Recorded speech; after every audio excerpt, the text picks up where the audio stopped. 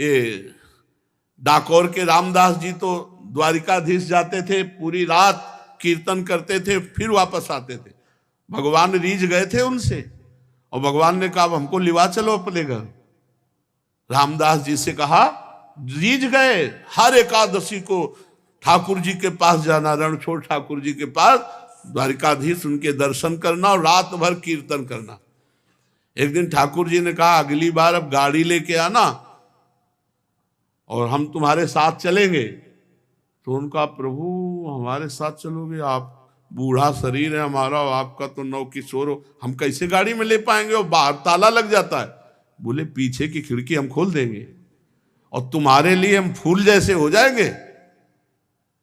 बोले प्रभु देख लो बहुत बड़े रक्षक हैं सब इनके, हमें कुछ नहीं होगा, तुम गाड़ी ले आओ ना, हम चलने के लिए तैयार हैं। अब वो गाड़ी ले आए तो सब भगत देख रहे थे कि पैदल नंगे पैर आते थे, इस बार गाड़ी पे आए तो सोचा शायद बूढ़े हैं इसलिए बैलगाड़ी से आ गए होंगे। अब भगवान पूरी प्लानिंग बता दिए थे। तो मंदिर के पीछे गए, खिड़की खोल के ठाकुर जी पूरा श्रृंगार सब पहने। बोले लिबास? बोले ना प्रभु, पहले एक भी नग नहीं होना चाहिए, क्योंकि ये सब सेवादारों के काम आएगा। प्रभु हमको तो वैसे डर लग रहा है आपको ले जाने के लिए, आप पहले सब। भगवान ने सब उतार के फेंक दिए, मंदिर में ऐसे फैला दिए पूरे आभूषण, कहा अब हमें गोद में लो। भगवान कितने रिझवार है, जो ये ऐसे किया फूल से गोद में आ गए तो कुछ कंबल आदि ऐसे गाड़ी में बिछाए थे, भगवान को विराजमान किया और चल पड़े। अब बहुत दूर रणछोड़ ठाकुर से डाकोर है। अब प्रातःकालीन वेला पे जे भी मंदिर खोले तो देखे आभूषण ठाकुर जी है नहीं, पीछे खिड़की खुले, अरे पक्का वो गाड़ी लेके भगत आया था, उनपे ठाकुर जी बहुत रीझे थे, जरूर ठाकुर जी को भगा ले गए। भगत ठाकुर जी को भगा ले गए। अब जितने पार्षद थे सब घोड़ों से ऐसे सब भाला बर्छी लेकर सब, अरे वो जा रहा है वो जा रहा है। रामदास जी ने कहा प्रभु आ गए हम। तो बोले देखो ये छोटी सी तलैया थी जल की, बोले इसमें हमको छिपा दो जल में, वो जल्दी से छिपा दिए। तो उन्होंने मतलब ऐसा देखा, कहा ठाकुर जी, भालों से मारा, बूढ़े रामदास भगत को भालों से मारा। उधर जब तालाब की तरफ देखा तो खून खून खून, दौड़ करके तो देखा ठाकुर जी के शरीर में भाले लगे हुए और खून। ठाकुर जी ने कहा तुम जैसे निर्दयों के साथ हम नहीं चलेंगे, हम रामदास जी के साथ जाएंगे। तो उनका प्रभु आप हमारा जीवन हो, जीवन ही आपसे चलता है। बोले हाँ यही बात तो है ना कि हमसे जीवन चलता है, रामदास हमारे तौल भर सोना दे देंगे तुम्हें, ठीक है? बोले हाँ ठीक है, राजी हो गए। रामदास जी ने कहा प्रभु प्रभु वो ऐसे पिटवा दिए, कह रहे सोना दे देंगे, हमारे पास सोना कहाँ है, गरीब आदमी प्रभु। भगवान ने कहा चुप, ले चलो पहले डाको। अब पीछे वो सब भाला बर्छी लिए घोड़े पे सवार, वहां ठाकुर जी पहुंचे। बोले तराजू लाओ, एक तरफ ठाकुर जी को विराजमान कहो, ए रामदास चढ़ाओ सोना।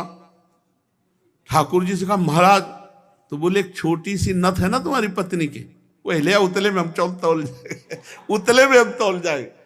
एक छोटी सी नथ, छोटी सी पतली बारी, उतना ही था।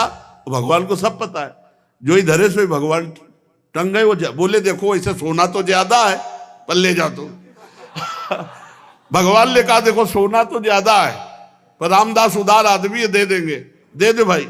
अरे बोले प्रभु, तो भगवान ने कहा देखो हम जाने वाले तो नहीं, अपना स्वरूप दूसरा प्रकट किया। बोले इसे ले जाओ। आज भी जो भगवान रामदास जी के यहाँ विराजमान है वो ठाकुर, आज भी पट्टी बंधती है ठाकुर जी की, आज भी पट्टी बंधती है। भगत के ऊपर प्रहार किया तो आज भी भगवान के घाव और पट्टी बंधती। तो एकादशी व्रत ऐसा जैसे रामदास जी रहते थे। पूज्य श्री मथुरा दास जी भक्तमाली जी थे, एकादशी को चर्चा नहीं करते थे, रोज चर्चा होती थी पर एकादशी को निर्जला रहते थे। दशमी से छोड़ देते थे भोजन पानी, एकादशी के दिन एक बूंद पानी नहीं, और द्वादशी को पारायण इसलिए बोलने में भी सावन, और वयोवृद्ध अवस्था तक। नंद बाबा एकादशी कार्तिक शुक्ल पक्ष की थी। भगवान की पूजा की, रात भर कीर्तन किया और द्वादशी को स्नान करने के लिए यमुना जल में प्रवेश किया। स्नान ब्रह्म मुहूर्त में किया जाता है धारा जी में 4 बजे, ये नहीं कि 2 बजे 1 बजे धारा में नहीं स्नान। तो ये असुर बेला कही जाती है। यमुना जल में प्रवेश कर गए, उस समय कोई घड़ी तो थी नहीं, रात में कीर्तन किया और लगा कि प्रातःकाल हो गया क्या, तो यमुना जी में स्नान। तो वरुण जी के सेवक उठा ले गए, नंद बाबा को पकड़ ले गए। अब सारे ब्रज में हल्ला मच गया, नंद बाबा खो गए। अब पूरे ब्रज के गोप सब श्री कृष्ण से कहा कि पता नहीं कहां नंद बाबा गायब हो गए, तुम ही अपने पिता को ला सकते हो, हे श्री कृष्ण तुम्हारे ऊपर ही हमारा विश्वास भरोसा। सब रोने लगे। भगवान ने कहा रो मत, रोना पीटना बंद करो, नंद बाबा खोए नहीं है, मैं देख रहा हूं। वरुण का सेवक ले गया, अभी मैं लाता हूं। भगवान वरुण लोक पहुंचे। भगवान अंतरिंद्रिय और बहिरिंद्रियों के प्रवर्तक श्री कृष्ण जे ही वरुण देवता ने देखा, सारे जगत के अधीश्वर पधारे, साष्टांग दंडवत। नंद बाबा ने देखा इनके गण तो हमको पकड़ के लाए, तो हमारे कन्हैया की इनका स्वामी साष्टांग दंडवत मारा है। वरुण देवता जे भी देखा भगवान आए, उतर कर साष्टांग दंडवत।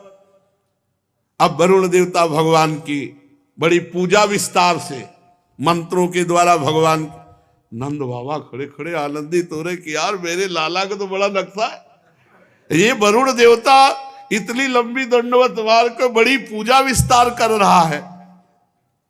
वरुण जी ने कहा प्रभु अद्य में निवृत्तो देहोद्यैर्वार्थोऽधिगतः प्रभु त्वत्पादां भाजो भगवन् नवापुः पारमध्वनः नमस्तुभ्यं भगवते ब्रह्मणे परमात्मने न यत्र सूर्यते माया लोक सृष्टि विकल्पना। प्रभु आपकी जय हो, आज मेरा वरुण शरीर धारण करना सफल हो गया, आज मुझे सब कुछ प्राप्त हो गया, सारे पुरुषार्थ मिल गए, क्योंकि आप भगवान जगदीश्वर के चरण सेवा का अवसर प्राप्त हुआ। नंद बाबा कि हम तो समझते थे भगवान नारायण है, मेरा कन्हैया भी भगवान है, यही तो। अब बाबा की और छाती फूल रही, अरे मेरा लाला भगवान है। प्रभु आपके चरण कमलों की सेवा का सुअवसर मिला, हम तो भवसागर से पार हो गए। आप भक्तों के भगवान, वेदांतियों के ब्रह्म और योगियों के परमात्मा हैं।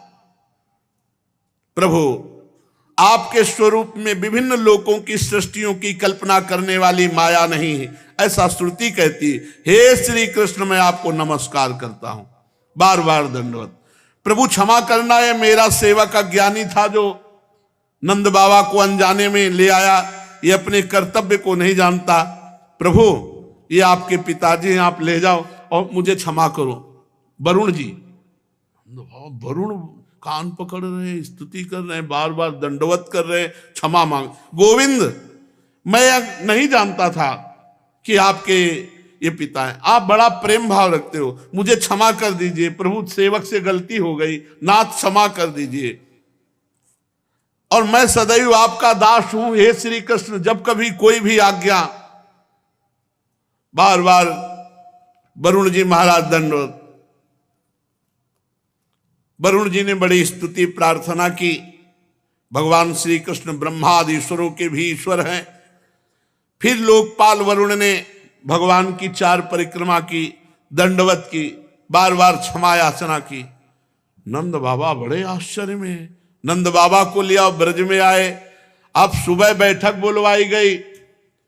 नंद बाबा भाई, नंद बाबा ने कहा कि मैंने देखा वरुण जी बार बार दंडवत, पूरी साष्टांग दंडवत मार रहे थे और कह रहे थे इंद्रियातीत ईश्वर योगीश्वर योगींद्र भगवान परमात्मा।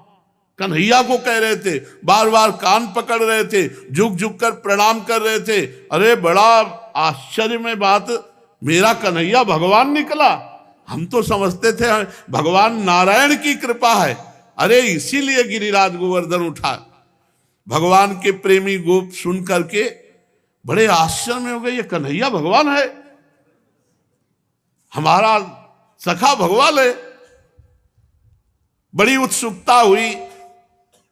नंद बाबा के पास से जब हटे हो गौएं चराने गए ब्रह्म हृदय, तो सब सखा ने कहा, ए भगवान सुनो, तुम भगवान हो। भगवान ने कहा भगवान थे। कन्हैया ने कहा भगवान थे। तुम बैकुंठ के नाथ भगवान हो, तो हमें बैकुंठ दिखाओ अगर भगवान हो। हमारे साथ खेलता है, हमारे साथ भगवान कहां से हो सकता है, दिखा हमें बैकुंठ दिखा, जिसमें केवल महान सिद्ध प्रेमी भक्त ही प्रवेश पा सकते हैं। ऐसे वैकुंठ दर्शन की जो मायातीत स्वधाम है,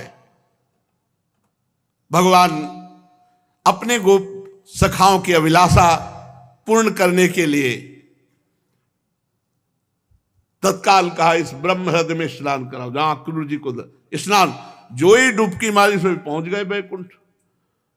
जय विजय नंद सुनंद भगवान के दिव्य पार्षद, दिव्य अस्त्र भगवान, और बड़े ऊंचे सिंहासन पे भगवान विराजमान है। सखाओं को जय विजय, रुको, सर्वलोक महेश्वर अनंत ब्रह्मांड अधीश्वर, ऐसे भगवान के साथ झुक के चलो। दूर से बोले हमें नहीं चाहिए बैकुंठ, इतने ऊंचे में वो बैठा है और यहाँ सब हमको दबका रहे, हमारा कन्हैया ही जिससे हम खेलते, हमें बैकुंठ भूल कर बैकुंठ नहीं चाहिए। सोई ऐसे उछरे। भगवान ने कहा, बोले कन्हैया एक बात मांगू, तू मेरा नित्य सखा है, मेरा प्राण, तू मुझे कभी बैकुंठ मत भेजना। मुझे जहां इतनी दूरी हो और जहां ऐसा शासन हो, मुझे वो अपना कन्हैया प्यारा लगता है, जिसके साथ मैं खेलता हूं, जिसके साथ मैं खाता हूं, जिसके साथ विभिन्न प्रकार की क्रीड़ाएं करता हूं।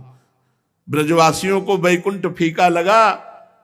भगवान के प्रेम धाम वृंदावन ब्रजधाम से भी श्रेष्ठ वैकुंठ को माना जाए तो आप सोचो ब्रजवासियों को अच्छा नहीं लगा और मना कर दिया कि कन्हैया एक बात मुझे दे कि इस ब्रज से कभी मैं बाहर न जाऊं, यहीं का बंदर बनाओ, यहीं की चिड़िया बनाओ, यहीं के पशु पक्षी लता बनाओ, मुझे वैकुंठ नहीं चाहिए।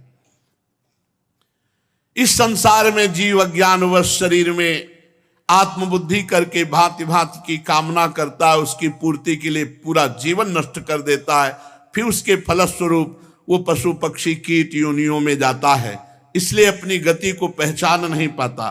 परम दयालु भगवान ने अपने सखाओं को मायातीत वैकुंठ धाम का दर्शन कराया। भगवान ने फिर सखाओं को ब्रह्मबोध कराया, जिसका सत्य ज्ञान अनंत सनातन ज्योतिष स्वरूप समाधिनिष्ठ गुणातीत पुरुष ही पाते हैं। देखो ब्रह्म सनातन है। सत्यम ज्ञानम अनंतम यदि ब्रह्म ज्योतिष सनातनम, सत्यम ज्ञानम अनंतम यद ब्रह्म ज्योतिष सनातनम यदि पश्यन्ति मुनयो गुणा पाए समाहिता। जिसमें अक्रूर जी को भगवान अपने स्वरूप का दर्शन कराएंगे, उसी हृदय में स्नान करा करके परम धाम का दर्शन कराया। दिव्य भगवत स्वरूप लोकों को देखकर समस्त गोप आनंद में मगन हुए। भगवान श्री कृष्ण मूर्तिमान ब्रह्म है, मूर्तिमान परमात्मा है, मूर्तिमान भगवान है। ये सब गोपों को आश्चर्यचकित हुआ कि हमारे कितने अहोभाग्य कि हम ब्रह्म परमात्मा भगवान अपने लाडले कन्हैया के हैं। यही ब्रजवासियों की आज भी महिमा है। जो यहाँ के खाटे ब्रजवासी हैं पुराने, ठाकुर जी के प्रति उनके हृदय में अपार संबंध प्रेम है। जैसे घर का, ऐसी बात है। उनके लिए भगवान नहीं नजर आते, उनको मेरे कृष्ण। देखो नंदगांव के जब आते हैं ना, उनकी ठसक झलकती है।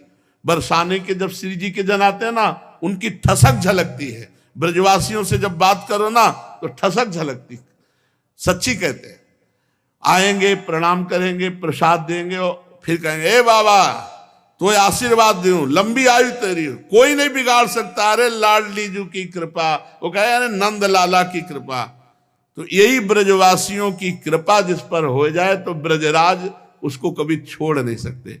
इसलिए इनकी बाहरी वाणी पे मत जाना, बाहरी व्यवहार पे न जाना। इनका व्यवहार थोड़ा टेढ़ा है, वाणी थोड़ी कड़वी भी हो सकती है। इनकी जबान की बात है, हृदय बहुत बहुत प्यारा हृदय है, ये हमने देखा। उनका व्यवहार देखो, ये भगवान के सखागण हैं। इनकी बात समस्त ब्रजवासियों के चरणों में कोटि कोटि वंदना। जिनको श्री कृष्ण प्यारे लगे, वैकुंठ भी प्यारा नहीं लगा। आज भी ऐसे श्री कृष्ण के प्यारे ब्रजवासी जन है। इनका टूक, इनकी चरण रज और इनका आशीष हमको निश्चित प्रिया प्रीतम से मिला देगा। शेष चर्चा आगे। श्री राधा वल्लभ लाल। अब इसका मतलब यह नहीं कि विरक्त भेष है तो भगवान ही का भगत होगा, संसारी पैंट शर्ट पहने तो संसारी होगा, नहीं, उल्टा हो सकता है। भेष विरक्त है तो हो सकता है वो संसारी हो, और वो पैंट शर्ट में तो हो सकता है वो महान भक्त हो। ये अंदर के चिंतन का विषय होता है।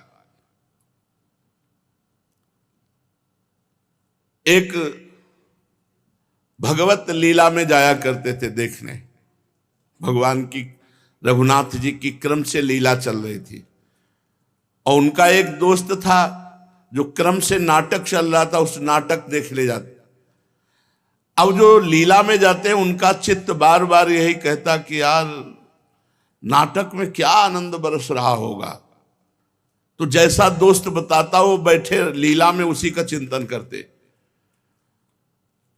अब ये जो दोस्त संसारिक लीला देखने जाता था नाटक, उसको लगा यार मैं कितना नीच हूं, मेरा दोस्त भगवान की लीला देखता है, कैसे सुंदर भगवान बोलते हैं, कैसी सुंदर लीला करते हैं, धिक्कार है, बहुत मैं नीच हूं, ऐसा उसकी भक्ति बढ़ने लगी और उसमें संसारिकता बढ़ने लगी।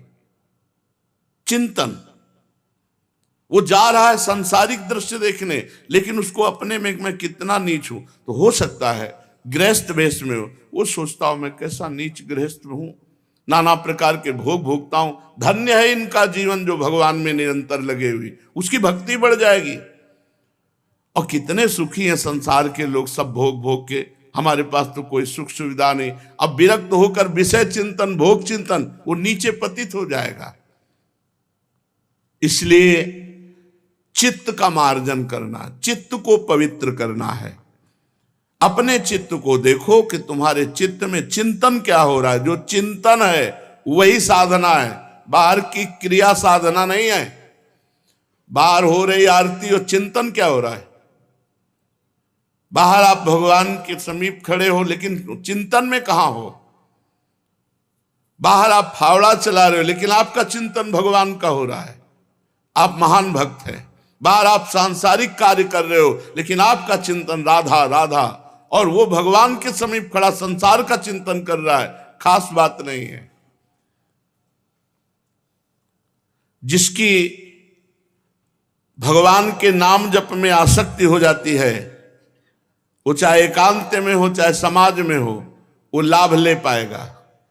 और जिसकी भगवान के चिंतन में आसक्ति नहीं, तो एकांत भी उसका बंधन कारक ही होगा, क्योंकि उसका मन एकांत पाकर शासन करने लगेगा। इसलिए जिनका मन अभी भगवदाकार नहीं हुआ, उनको रोज सत्संग सुनना चाहिए, साधु समागम में रहना चाहिए। नहीं तो मन बड़ा चंचल है, वो भोजन पाते समय, स्नान करते समय, बातचीत करते समय और शयन के समय ये विशेष चंचल हो जाता है। प्रारंभ में देखा कि जब स्नान करने लगे तो या तो कोई पाठ लगाओ, नहीं तो विस्मरण हो जाएगा शौच स्नान के समय। भोजन पा रहे हो तो कोई बड़ा पद लगाओ, जिससे भोजन पा रहे हो, अब शुरू कर दो प्रथम यथामति प्रणमोसी वृंदावनति रम्य, अंदर ही अंदर, और पूरी एकाग्रता रखो। देखो आपका भोजन भी भजन हो जाएगा। और शयन के समय पूरी साधना करके जब मध्याह्न में विश्राम या सायं शयन, एकांत में रात्रि में शयन, उस समय मन बड़ा चंचल होता है, उस समय संभाल लो। कोई आजकल तो मोबाइल चल गए, पहले तो थे नहीं, तो मोबाइल आदि से गंदी बातें देखना या गंदा चिंतन करना या कोई गंदा पूर्व का पीछे का, ये आपको पतित कर देगा। बहुत सावधान। और बातचीत करते समय भजन छूटता है, लेकिन अभ्यास करो सामने नाम लिखने का। तो बातचीत हम कर रहे हैं, लेकिन वो एकाग्रता हमारी अंदर ही अंदर नाम में लगी हुई है।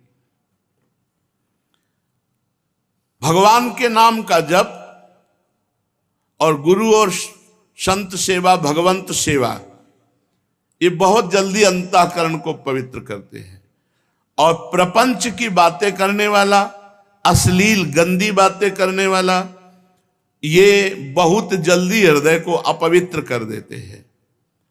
ऐसे भजन से कोई लाभ नहीं मिलेगा जो अश्लील संभाषण स्वयं बोलता है, अश्लील बातें सुनता है, प्रपंची लोगों के बीच में बैठता है। सांसारिक लोगों के बीच में बैठने वाला कभी भजनानंदी नहीं हो सकता। हाँ, जो भजन में परिपक्व हो चुका है, सिद्ध हो चुका है, तो श्रीमद राधा सुधा निधि, वो चाहे बहिर्मुख पुरुषों के बीच में बैठे, वो चाहे विषयों को ग्रहण करे या त्यागे, वहां कोई फर्क नहीं पड़ता, क्योंकि भगवदाकार वृत्ति रहती है। कर्माणि श्रुति बोधितानि नितराम कुर्वन्तु कुर्वन्तु मा गूढ़ाश्चर्य रसास्त्रगादि विषयान गृह्णन्तु मुंचन्तु वा कैर्वा भाव रहस्य पारगमति श्री राधिका प्रेयसा किंचित गैरनुयुज्यताम वैरो भ्राम्यत भिरान्यपि। जो बहिर्मुख पुरुष है उनके भी संग से उसको कोई फर्क नहीं पड़ता। जो रहीम उत्तम प्रकृति का कर सकत कुसंग, चंदन विष व्यापत नहीं लपटे रहत भुजंग। लेकिन ये सिद्ध पुरुष की स्थिति, साधक को बहुत बचना चाहिए प्रपंची लोगों से, संसारिक लोगों से। अगर संभाषण करोगे, उनके बीच में बैठोगे, तो मनोवृत्ति में भोगाकर्षण पैदा हो जाएगा। साधना का फल है देहाभिमान गलित हो जाना। जिसका देहाभिमान गलित हुआ वही साधना परिपक्व कर पाया। जब आराध्य देव के साथ संबंध दृढ़ हो जाता है तो सारे संबंध शिथिल हो जाते हैं। जननी जनक बंधु सुत दारा तन धन धाम सुरत परिवारा, इन सब से अपनापन खत्म हो जाता है। कहीं भी राग द्वेष नहीं होता। जिसके हृदय में राग द्वेष है और ये कहता है मुझे भगवान के दर्शन हो गए, पक्का झूठा मिथ्यावादी है। ब्रह्मबोध संपन्न महापुरुष बोल रहे हैं। किसी महापुरुष से पूछा कि आपको भगवान की प्राप्ति हो गई, भगवान का साक्षात्कार किया? तो एक दोहा सुनाया, जब मैं था तब हरि नहीं, अब हरि हैं मैं नाय, प्रेम गली अति साकरी तामे दोनों समाय। जाओ समझो जाके, इसकी व्याख्या नहीं समझो जाके। लाली मेरे लाल की जित देखूं तित लाल, जित देखूं तित लाल। और लाली देखन मैं चली तो मैं भी हो गई लाल। यह है भगवदाकार वृत्ति। समझना है, समझो। जिसको किसी से भी राग है या द्वेष है, उसका यह कहना कि मुझे भगवत दर्शन हो गए बिल्कुल मिथ्यावादी है। राग द्वेष वाले व्यक्ति के हृदय में कभी भगवत साक्षात्कार की भावना नहीं आती। एक भक्त मिले, जब उनसे कोई किसी की निंदा करने लगता था तो कान में अंगुली डालकर कहते थे श्री कृष्ण श्री कृष्ण श्री कृष्ण, और चल देते थे। वो हर समय कृष्ण नाम जप करते थे। कोई उनके जैसे किसी की बात करने लगे तो कान में अंगुली डालते, कृष्ण कृष्ण श्री कृष्ण श्री कृष्ण। इसलिए चाहे भक्त हो, चाहे ज्ञानी हो, चाहे योगी हो, जो दूसरों की निंदा करता है, निंदा सुनता है, वो पतित हो जाता है। भक्त ज्ञानी योगी इनको व्यर्थ की बातें सुनने और कहने का स्वभाव नहीं होता। ये जो भक्त ज्ञानी और योगी का नाटक करते हैं, यही प्रपंच करते रहते हैं। अब यही समझ में नहीं आता है कि हमारा उद्देश्य क्या है। अरे भाई, सनातन को समझो। सनातन आकाश की तरह है। आकाश जैसे ना, कोई कहीं भी खड़ा हो आकाश के नीचे, ऐसे सनातन सत्य, सत्य सनातन ब्रह्म, वायु, अग्नि, पृथ्वी, जल सब सनातन है। ये हम शास्त्रों की बात कह रहे हैं। पृथ्वी, जल, वायु, अग्नि ये सनातन है। आकाश सनातन है और इन्हीं से तो सब शरीर बने। सब सनातन, सब जैसे पृथ्वी में पैर रखोगे कहीं भी तो पृथ्वी में ही रखोगे, कहीं भी पैर रखो पृथ्वी ही होगी। ऐसे ही कोई भी जीव चराचर का हो, सब सनातन में है। सनातन को समझते क्या हो? सनातन एक घेरा है क्या? सनातन यहां से बदलने से होगा, यहां से। सनातन की स्थापना होगी जो सनातन के सूत्रों को मानेगा। व्यभिचार को त्यागो, व्यसन को त्यागो, हिंसा को त्यागो, सत्य पे चलो, परोपकार करो, नाम जप करो, चाहे जो नाम जप करो। हमारे ही सनातन ब्रह्म का नाम जप कर रहे हो, हमें उससे कोई परेशानी नहीं। वो अंग्रेजी में बोलो, हिंदी में बोलो, उर्दू में बोलो, उड़िया में बोलो, वो सब भाषा उसी की प्रकट की हुई है, सब उसी सनातन से प्रकट है। राम जी जब वनवास में थे तो एक पहाड़ देखा हड्डियों का। दंडकारण्य के ऋषियों से पूछा क्या है? बोले जानकर प्रभु अनजान बनते हो, ये सब ऋषियों की हड्डियां जो निशाचर स्वभाव वालों ने खा के रखा है। धन्य है कलयुग की जय हो, कम से कम महात्माओं को खाते तो नहीं है। ये हम त्रेता युग की बात कर रहे हैं, महात्माओं को खाकर हड्डियों का ढेर लगा दिया गया था। ये छोटी छोटी बातों को यहां से सुधारना होगा, यहां से। हम आगे रखते हैं भगवान को, आगे रखते हैं धर्म को, आगे रखते हैं हम अपने निष्ठा को, तो हमारी विजय होगी। अगर भगवान की बात को कह के आगे रखते हैं अपने को, तो अपने अहंकार और यश का भोग करने वाली बात है भगवान की। इसीलिए वो बात नहीं आती जो आनी चाहिए। हमारे सनातन का प्रचार तभी हो सकता है जब यहां परिवर्तन हो, छाती में। तुम परिवर्तन करो, एक एक एक एक हम परिवर्तन करें, सब परिवर्तन हो गया। परिवर्तन भाई भाई में राग द्वेष है, पति पत्नी में विश्वास नहीं, माता पुत्र में विश्वास नहीं, जो पवित्र सनातन की रीति है उस पर विश्वास नहीं रह गया। वो उसका कत्ल किए देता है, वो उसको छल कर रहा, पिता पुत्री के साथ शोषण कर रहा, नाना प्रकार की कुमार्गामी प्रवृत्तियां। एक एक व्यक्ति जब भगवान का नाम जप करके शास्त्राज्ञा में चलेगा, पूरा विश्व सुखी हो जाएगा, पूरा विश्व सुखी। बदलना है, बदलना कठिन है, अपने चित्त का मार्जन कर ले, वही सनातन है, वही सनातनी जो अपने चित्त का मार्जन कर ले। परिवार में तो तुम एक नहीं हो पा रहे हो, भाई भाई में प्रेम नहीं, पति पत्नी में प्रेम नहीं है, पुत्र पिता माता में प्रेम नहीं है। बातें बनाने से सनातन की जय नहीं होती। सनातन की जय होती आचरण सुधारने से, अपने आप को भगवत समर्पित करने से, शास्त्र आज्ञा का पालन करने से। एक परिवार में 7 लोग हो, 7 लोग प्रेम करके दिखाओ, तब सहस्त्रों के प्रेम को आप समझ पाओगे, जोड़ पाओगे प्रेम में। और छोड़ो, अपने हृदय में एकत्व नहीं, अपने हृदय में इंद्रियां अलग भाग रही, मन अलग भाग रहा, चित्त अलग भाग रहा है, अहंकार अलग भाग रहा है। सनातन को जोड़ना यहां से शुरू होता है।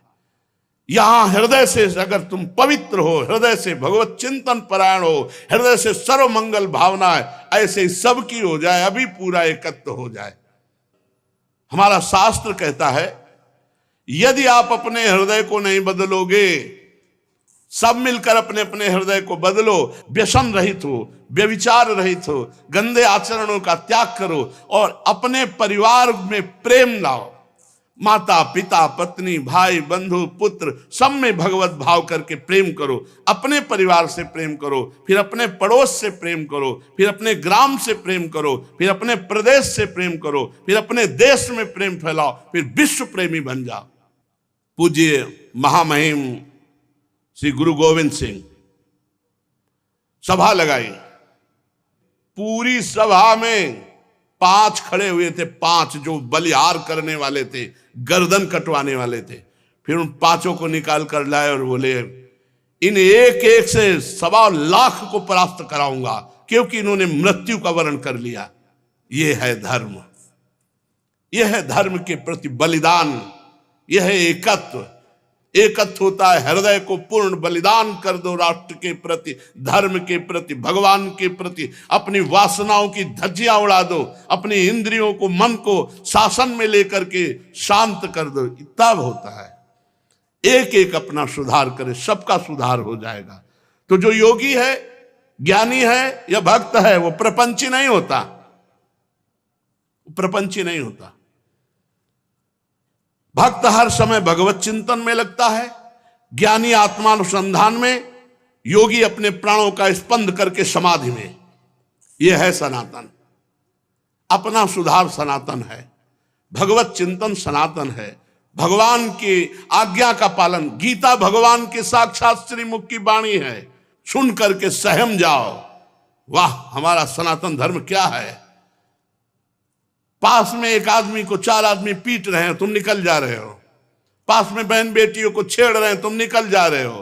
पास में से निकल के वो जंजीर तोड़कर भाग रहा है, तुम देख रहे हो, वीडियो बना रहे हैं, उसकी रक्षा नहीं। ये सनातन है, इसकी रक्षा करना का ये है। पूज्य पादुड़िया बाबा। भक्त हर समय भगवान का चिंतन करता है, ज्ञानी आत्मा अनुसंधान करता है, योगी प्राणों को निस्पंदित करके समाधि में जाता है। जिनकी बुद्धि संसार में लगी हुई, वो न धीर भक्त कहलाते हैं, न धीर ज्ञानी कहलाते हैं, न धीर वो योगी कहलाते हैं। जिन्होंने बुद्धि को संसार से हटाकर सत्य सनातन भगवान में लगा दिया, ये बात, ये महापुरुषों के वचन देखो। वास्तव में वही धीर ज्ञानी है, धीर भक्त है और धीर योगी है। कुप्रवृत्ति, मनुष्यत्व से हीन, ये समझना है। देखो ना, केवल मनुष्यत्व कहता है कि अगर सामने कोई कष्ट पा रहा है, ये हम अपने अनुभव की बात कह रहे हैं, देखी हुई बात कर रहे हैं। रात के 11 बजे वापस आ रहे थे, एक ट्रैक्टर का जो जोतने वाला होता है वो ऐसे रखा हुआ था, दूर ट्रैक्टर और वो ऐसे, और एक बछिया उसका पैर उस पे चला गया था, जो होल ट्रैक्टर में फंसाया जाता है जोतने वाले का, इतना गोल गोल होता है। देखते देखते सामने एकदम दौड़े, हम कहा रहे तो टूट जाएगा उसका पैर, इतना पैर अंदर चला गया था। अब उसका ऐसे पैर पकड़ लिया कि हिली तो टूट जाएगा। अभी 9 किशोर बछिया थी, तो मतलब शासन में भी उसको लिए हुए थे, पैर नहीं तो गाय होती तो पकड़ नहीं सकते थे। 4-5 लोग निकले, हम कहा ए भैया थोड़ा आ जा, थोड़ा गाय को संभाल ले, इसको उठा दोगे तो इसको बच जाएगी। पुकारते रहे, कोई नहीं आया, वो सब ऐसे निकल गए। यार कैसे मनुष्यत्व से हीन है। मन में आया कि बड़ा गेट था, हमका दौड़ के बजाऊं तो इससे शायद कोई निकल आए। जो ही गेट तक गए सो पूरा चर से पैर हुआ, टूट। अब वो तो उसको क्या ज्ञान, वो पूरा पक्का लोहा तो ऐसे टूट के फिर हृदय पूरा कलसता रहा कि भगवान में बचा नहीं पाया। अब हमारे एक सहयोगी, अगर वो 4-5 लोग निकले थे, चिल्ला चिल्ला के कह रहे थे, पास से निकले थे, कोई सहयोग देने। ये मनुष्यत्वहीन स्वभाव जो बनता चला जा रहा है। आप देख लीजिए, एक आदमी गिर के फिसल के मरने की कगार, वो वीडियो बना रहा है। उसकी जान बचाना काम नहीं है, वीडियो बनाना काम है। एक आदमी एक्सीडेंट में तड़प रहा है, वो वीडियो बनाना जरूरी। शीशा खोला, कार धीमी की, वीडियो बनाया, निकल गए। मुझे समझ में नहीं आता, समझ में आता यहां सुधार करो। पूज्य बाबा, कुप्रवृत्ति, मनुष्यत्वहीनता, संसार के भोग रूपी विष्ठा का कीड़ा, पशुधर्मी, मोहांध, भगवत चिंतन रहित, ऐसे नारकी पुरुष होते हैं। इनका संग कभी नहीं करना चाहिए।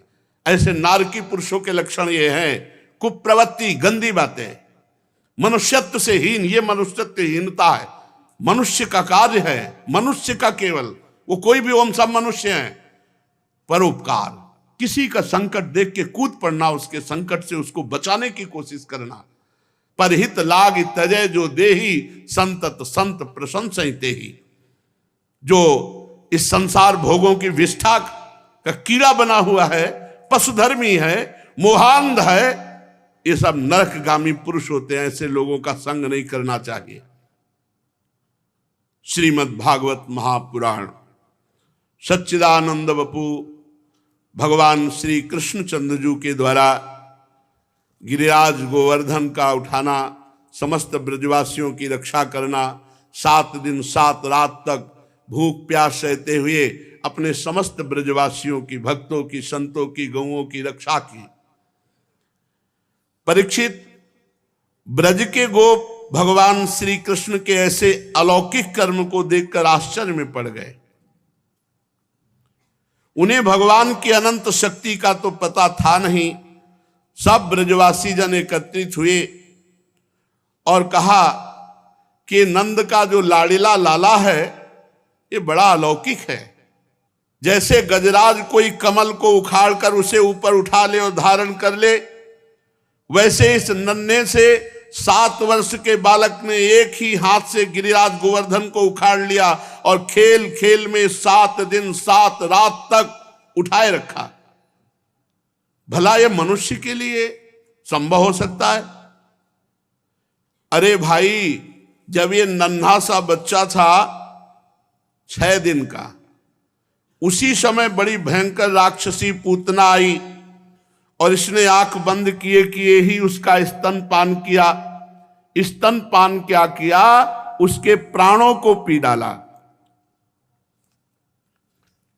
अरे भाई, जिस समय नंद का लाला 3 महीने का था, छकड़े के नीचे सोकर तो इसने पैर ऐसा उछाला कि भारी और सामान युक्त वो छकड़ा उलटकर गिर पड़ा।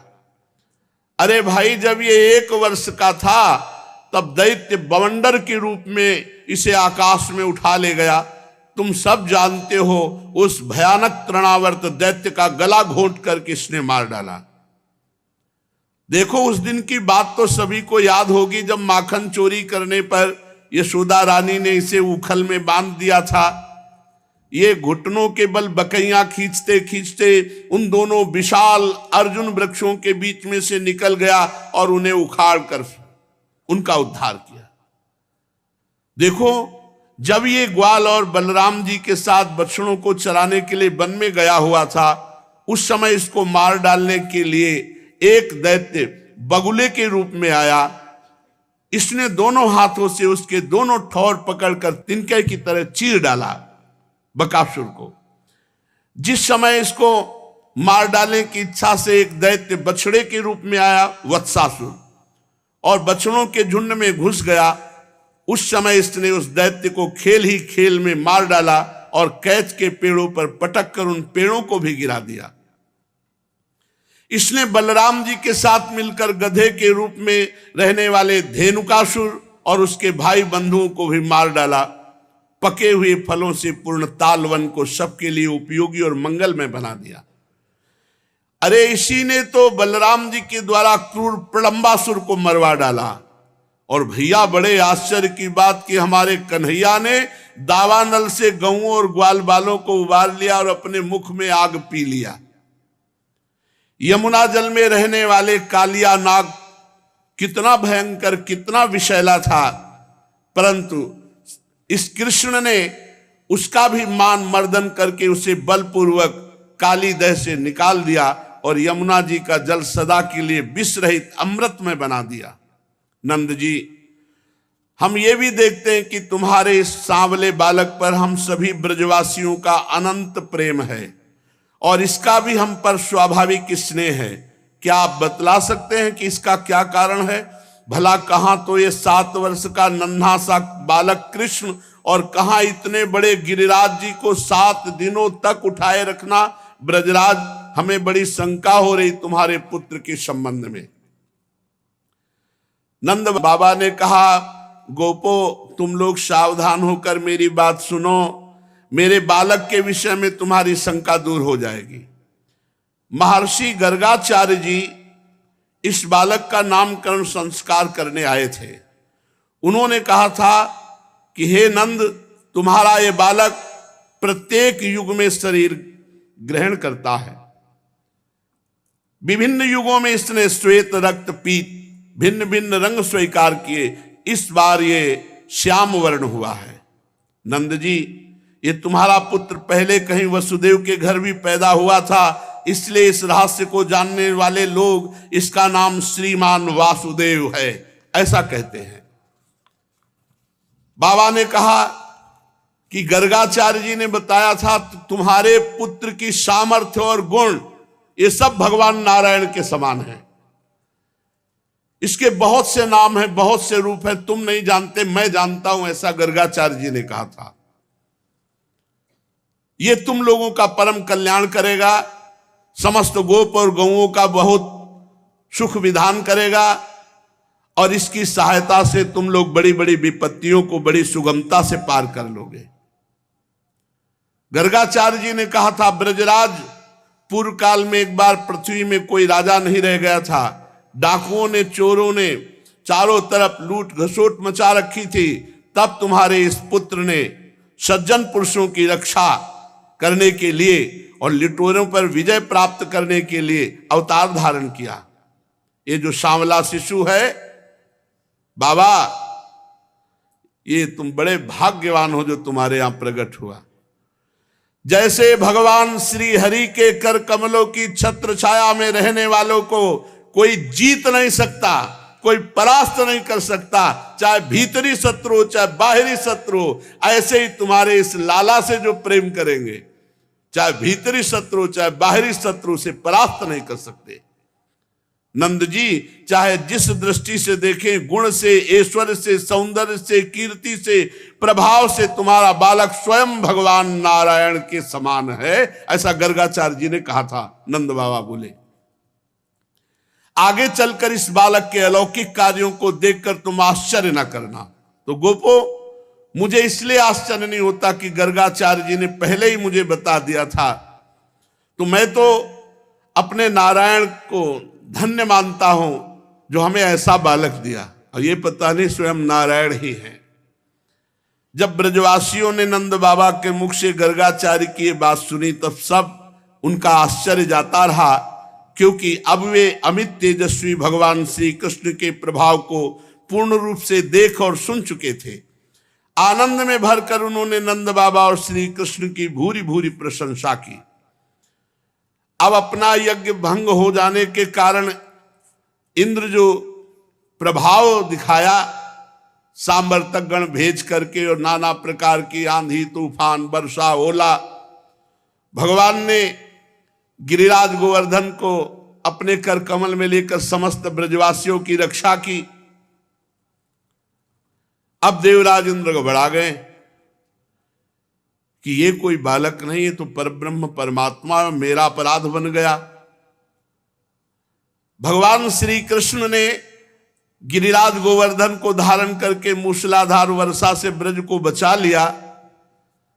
तब उनके पास गोलोक से कामधेनु और स्वर्ग से देवराज इंद्र अपने अपराध को क्षमा कराने के लिए आ गए। कोई बड़ा अपराध बन जाए तो भगवान या भक्त इनके सामने, ये प्रथा थी पहले कि अगर गौ को आगे करके ले जाया जाए तो अपराध क्षमा कर देते थे। कामधेनु को आगे करके देवराज इंद्र ब्रज में आए, बहुत लज्जित थे क्योंकि कुछ भी उपाय उनका नहीं चला। इसलिए उन्होंने जब भगवान श्री कृष्ण को एकांत में देखा तो सूर्य के समान तेजस्वी मुकुट से साष्टांग दंडवत होकर उनके चरणों का स्पर्श किया। परम तेजस्वी भगवान श्री कृष्ण का प्रभाव देख सुन करके इंद्र का एक घमंड जाता रहा कि मैं तीनों लोकों का स्वामी हूं। अब उन्होंने हाथ जोड़ करके भगवान की स्तुति की। विशुद्ध सत्वम तव धाम शांतम तपोमयम ध्वस्त रजस्तमस्कम मायामयोऽयं गुण संप्रवाहो न विद्यते ते ग्रहणानुबंधः। हे भगवान, आप परम शांत में हैं। पहला शब्द कि नाराज मत होइएगा, आपका स्वरूप शांताकारम है। हे नाथ, आप परम शांत में हैं, ज्ञान में हैं, रजोगुण तमोगुण से रहित एवं विशुद्ध अप्राकृत सत्व में हैं। ये गुणों का प्रवाह रूप प्रतीत होने वाला प्रपंच केवल माया में है, क्योंकि आपका